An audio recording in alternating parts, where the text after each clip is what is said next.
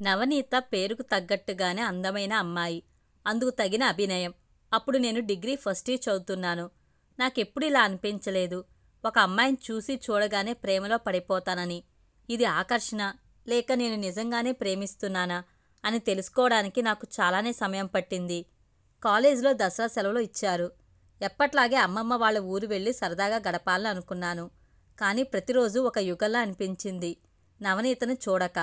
ఎప్పుడు సెలవులు అయిపోతాయా, ఎప్పుడెప్పుడు నవనీతను చూస్తానా అని అనిపించింది. కాలేజీ స్టార్ట్ అయిన మొదటి రోజే అందరికంటే ముందుగా కాలేజ్కి వెళ్ళి నవనీత కోసం చూశాను. కానీ తాను ఆ రోజు కాలేజ్కి రాలేదు. ఎవరినైనా అడుగుదామంటే ఏమనుకుంటారో అని భయమేసింది. అలా 2 రోజులు గడిచాయి. ఇక నవనీత కాలేజ్కి రాకపోవడంతో ఈరోజు ఎలాగైనా కారణం తెలుసుకోవాలి అని తన స్నేహితురాలు దగ్గరికి వెళ్ళాను. అంతలోనే నవనీత వచ్చింది. తను చూడగానే నా మొహం 1000 వోల్టేజీల బల్బు వెలిగిస్తే వచ్చే అంతలా వెలిగిపోయింది. నవనీత చాలా మంచి అమ్మాయి. ఎవరితో ఎక్కువ మాట్లాడదు. బాగా చదువుతుంది. ఇక నేనైతే ఒక యావరేజ్ విద్యార్థిని. నాకు తెలిసి నా మొహం కూడా తాను ఎప్పుడూ చూసి ఉండదు. ఇక నేను తనతో ఎప్పుడు మాట్లాడాలి, ఎప్పుడు స్నేహం చేయాలి, ఎప్పుడు నా ప్రేమ విషయం చెప్పాలి అనుకుంటూ ఉండగానే సంవత్సరం గడిచింది. డిగ్రీ సెకండ్ ఇయర్లో అయినా తనతో మాట్లాడాలి అనుకున్నా. నా ప్రేమను కనికరించి ఆ దేవుడే ఒక అవకాశం ఇచ్చినట్టున్నాడు తనతో మాట్లాడడానికి. ఫ్రెషర్స్ కోసం ఏర్పాటు చేసిన వెల్కమ్ పార్టీలో మేమిద్దరం కలిసి ఒక నాటకం వేయాల్సి వచ్చింది. అదే అవకాశంగా భావించిన నేను తనతో పరిచయం చేసుకుని దాన్ని స్నేహంగా మార్చుకున్నాను. అలా తన మీద ఉన్న నా ప్రేమను గుండెల్లో దాచుకుని ఎప్పుడు తనతో చెప్పాలనే నా ఎదురుచూపుల్లోనే నా డిగ్రీ 2వ సంవత్సరం కూడా గడిచిపోయింది. ఎప్పట్లాగే తాను క్లాస్ టాపర్గా వచ్చింది. నేనేదో అలా పాస్ అయిపోయాను. ఇక ఆఖరి సంవత్సరం. అందరూ కెరీర్ని చాలా సీరియస్గా తీసుకుని తర్వాత ఏం చేయాలో అని ఆలోచిస్తున్నారు. నాకేమో కళ్ళు మూసినా తెరిచినా నవనీత తప్ప ఏమీ కనబట్టలేదు. డిగ్రీ చివరి సంవత్సరం కూడా అయిపోవడానికి వస్తుంది. అందరూ ఎగ్జామ్స్కి బాగా ప్రిపేర్ అవుతున్నారు. ఒక క్లాస్ కూడా సరిగ్గా వినని కారణంగా నా బుర్రకి ఏమీ ఎక్కడం లేదు.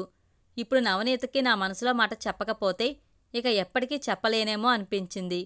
మరునాడు కాలేజ్లో నా ప్రేమ గురించి ఎలాగైనా నవనీతకి చెప్పాలి అనుకున్నాను. నా ప్రేమ విషయం ఒక లెటర్లో రాసి తనకు అందించాను. మరునాడు నవనీత సరాసరి నా దగ్గరకు వచ్చింది. నీది ప్రేమో లేక ఆకర్షణో నాకు తెలియదు. కానీ ఒకవేళ నువ్వు మా వాళ్ళని ఒప్పించి నన్ను పెళ్లి చేసుకోవాలన్నా కనీసం నువ్వు డిగ్రీ మంచి మార్కులతో పాస్ అవ్వాలి. కాబట్టి ఈ ప్రేమ పెళ్లి గురించి తర్వాత చూద్దాం. నువ్వు ముందు నీ డిగ్రీ పూర్తి చేయి అని చెప్పింది. నవనీత మాటలు నేను చాలా సీరియస్గా తీసుకున్నాను. బాగా చదివి నేను డిగ్రీ ఫస్ట్ క్లాస్లో పాస్ అయ్యాను. తన దగ్గరికి వెళ్ళి ఇప్పుడైనా ఒప్పుకుంటావా నా ప్రేమని అని అడిగాను. అప్పుడు తను, నేను నా పేరెంట్స్కి ఈ ప్రేమ విషయం చెప్పానే అనుకో, డిగ్రీనే కదా కంప్లీట్ అయింది, జాబ్ ఏం చేస్తాడు, నేనెలా పోషిస్తాడు అని అడుగుతారు అంది. తన మాటలు వింటే అది విన్న నాకు నిజమే అనిపించింది. వెంటనే బ్యాచిలర్ ఆఫ్ ఎడ్యుకేషన్లో జాయిన్ అయ్యాను. నా అదృష్టం కొద్దీ నా చదువు కంప్లీట్ అయ్యేసరికి గవర్నమెంట్ టీచర్ పోస్టు నోటిఫికేషన్ వచ్చింది. చాలా కష్టపడి చదివి టీచర్ పోస్టు సంపాదించాను. నన్ను నేనే నమ్మలేని పరిస్థితి. డిగ్రీ కూడా పాస్ మార్కులతో బయటపడే నేను ఫస్ట్ క్లాస్లో పాస్ అయ్యాను. మరియు ఇప్పుడు ఒక ప్రభుత్వ ఉద్యోగం కూడా సంపాదించానంటే దానికి కారణం నవనీత. నాతో పాటు నా తల్లిదండ్రులు కూడా చాలా సంతోషించారు. ఇక నా 2 చెల్లెళ్ళ బాధ్యత నేను తీసుకోవచ్చు. నా తండ్రికి సంపాదనలో తోడుగా ఉండొచ్చు అని ఇంట్లో అందరం చాలా సంతోషంగా ఉన్నాము. ఇక నేను నవనీత దగ్గరికి వెళ్ళి చెప్పడమే ఆలస్యం.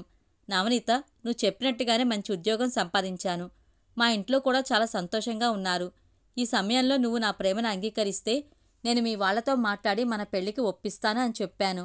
తన సమాధానం కోసం గుండెని బరువు చేసుకుని ఎదురుచూస్తున్నాను.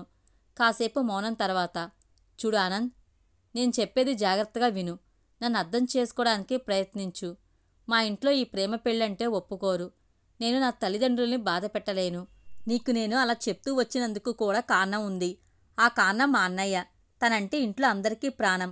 ఎదిగిన కొడుకు ఇంటి మరియు నా పెళ్లి బాధ్యతలు తీసుకుంటాడు అని నా తల్లిదండ్రులు ఎదురుచూస్తున్న సమయంలో ఒక అమ్మాయిని ప్రేమించాడు. ఆ అమ్మాయి మా అన్నయ్య ప్రేమని నిరాకరించింది. ఆ బాధతో మరియు ఆవేశంతో ఏమీ ఆలోచించకుండా మా అన్నయ్య ఆత్మహత్య చేసుకుని చనిపోయాడు అని ఏడుస్తూ చెప్పింది. ఒకవేళ నేను ఆ రోజే నీకు ఈ ప్రేమ లాంటివి వద్దు, వదిలే అని చెప్పి ఉంటే నువ్వేమైపోతావా అని ఆలోచించాను. ఒక మంచి స్నేహితురాలిగా నీకు సలహాలు ఇస్తూ వచ్చాను. నా మాటలతో నిన్ను ఇబ్బంది పెడుతున్నాను, నీలో ఆశలు పెంచుతున్నానని నాకు తెలుసు. నిజం తెలిసాక నువ్వు బాధపడతావని కూడా తెలుసు. కానీ బాధ కంటే ప్రాణం విలువైనది కదా. ఇప్పుడు నీకు మంచి జాబ్ వచ్చింది. నీ కుటుంబ సభ్యులంతా ఎంతో ఆనందంగా ఉన్నారు. నువ్వు వాళ్లకు అండగా ఉండాలి. నీ మంచి మనసుకు తగిన అమ్మాయి తప్పకుండా దొరుకుతుంది అని చెప్పి అక్కడి నుండి వెళ్ళిపోయింది. ఇదంతా విన నేను కంటి నుండి వస్తున్న నీటిని తుడుచుకుని మౌనంగా ఉండిపోయాను. ఆ రోజంతా ఆలోచించాను. అప్పటి వరకు నవనీత కేవలం నాకు ఒక ప్రేమికురాలు. కానీ ఇప్పటి నుండి నాకు తనో దేవత. నిజంగా తాను నన్ను ఎప్పుడో వదిలేసి ఉంటే నేనిప్పుడు ఇలాంటి మంచి పరిస్థితిలో ఉండలేకపోయేవాణ్ణి. నిజానికి అప్పుడున్న ప్రేమ పిచ్చిలో ప్రాణాలతో కూడా ఉండేవాణ్ణి కాదేమో. తన ఆలోచన మాటల ద్వారా నేనిప్పుడు ఇలా ఉన్నాను. నాకు బాధ్యత కూడా తెలిసింది. నన్ను ఒక మంచి మనిషిలా మార్చింది నవనీతనే అని నా మనసుకి నేను సమాధానపరుచుకున్నాను. కొన్ని రోజుల తర్వాత నా ఇద్దరు చెల్లెళ్ళ పెళ్లి చేసి మా నాన్న మొహంలో చిరునవ్వు చూశాను. మా అమ్మ తనకు నచ్చిన అమ్మాయిని చూసి నాకు పెళ్లి చేసింది. తానే నా జీవితంలోకి వచ్చిన నా అర్ధాంగి స్నేహ. స్నేహకి నా గతం గురించి అంతా తెలుసు. నన్ను తాను అర్థం చేసుకుంది. ఇప్పుడు మేము 2 పిల్లలతో సంతోషంగా ఉన్నాము.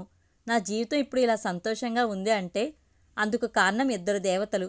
ఒకరు నవనీత, మరొకరు స్నేహ. ఆడవాళ్ళు మీకు జోహార్లు. ఒక మగవాడి విజయం వెనుక తప్పకుండా ఒక ఆడది ఉంటుంది. ఈ కాలంలో చాలామంది యువత తమ ప్రేమను నిరాకరించారనే కారణంతో తమను తాము కోల్పోయి కన్నవాళ్లకు శిక్ష విధిస్తున్నారు. అది ఎంతవరకు సరైనదో ఒక్కసారి ఆలోచించండి. తల్లిదండ్రులు మీ మీద పెట్టుకున్న నమ్మకాన్ని నిలబెట్టండి.